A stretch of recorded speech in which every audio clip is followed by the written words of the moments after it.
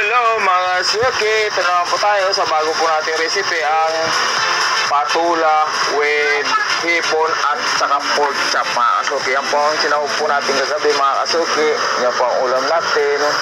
Yes, ito po ang natin, yung ginamit po natin patula, mga kasuki, is yung ano po, yung balimbing po tawagin. Ayan po ang mga ingredients po natin: patula, hipon, pork chop, bawang, sibuyas, pamintang durog, leeks.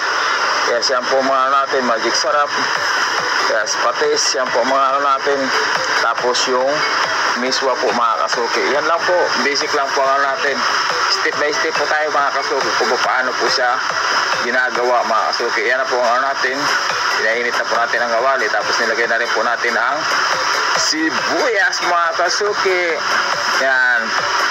Sa nagbabalat sibuyas, kayo dyan, mga kasuki, gigisa nyo lang po, mga kasuki, hanggang sa mag-brown kaunti yung ano po natin, yung sibuyas. Huwag lang paitimin dahil mapait po yan. Ilagay na po natin ang paawang, mga kasuki, panlaban sa mga aswang. Yes, yan po, mga kasuki, yung bawang, ang pinaka-healthy po. Tapos yung leeks po natin, mga kasuki, siya po yung nagbibigay ng aroma at saka bango sa kinakapagkain po o sa ulam po natin, mga kasuki. Yes, yan po yung nanunuot. Pag inilagay niya po siya, lalong bumabango yung pagkain natin, mga kasuki. Yan na po, inilagay na po natin ang hipon. Yes, inaanap po natin. Ayan nyo lang po siya mag-golden brown po yung hipon po natin, mga kasuki. Ganyan lang po, mga kasuki, po pag-gisa. Igisa lang po natin, ihalo natin, gisa po natin, tapos ano po natin ng ilang minuto para mag-golden brown po yung hipon, mga kasuki. Ganyan lang po, basic pong paggawa po natin ng miswa po, mga kasuki, with pork chop in hipon po ang sahog, mga kasuki. Yan lang po, step by step. Yan na po, nag-golden brown na po yung ano natin, hipon. Ilagay na rin po natin yung pork chop. Yes, ganyan lang po ang pagluluto po, napakadali lang po, step by step, basic lang po, mga kasuki. Yan lang po. Yes, at saka ang gagandahan po nito, yan, pwede nyo po siya sa bawang para may panghigo po kayo kasi tag-ulan. Ilagay na po natin ang patula, mga kasuki.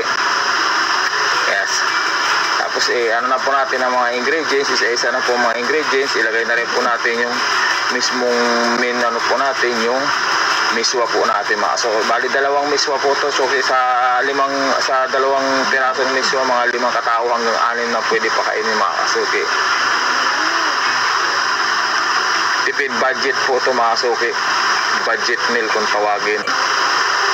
Yan lang po ang natin. Alos wala pa po yan.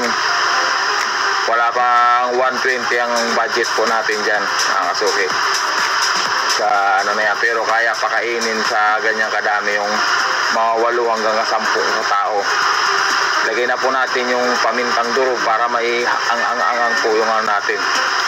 Pag ang ulam po natin, lagyan na rin po natin ng patis para magbalanse po yung ano po niya, alat.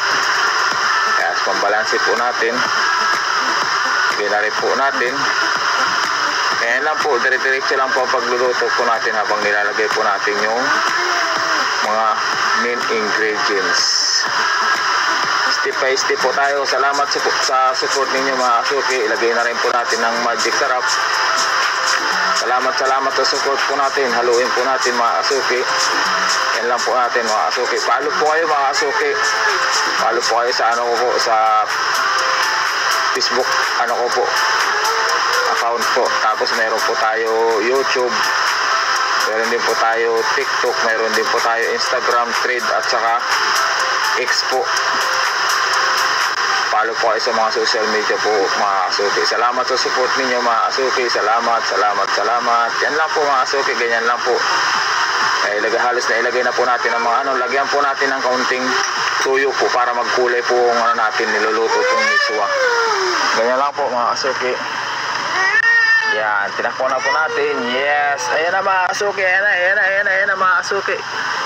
Ayan na po ang niluluto po natin, mga kasuki.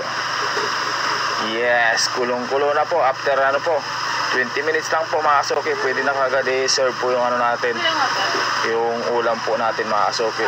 Salamat sa support. Salamat.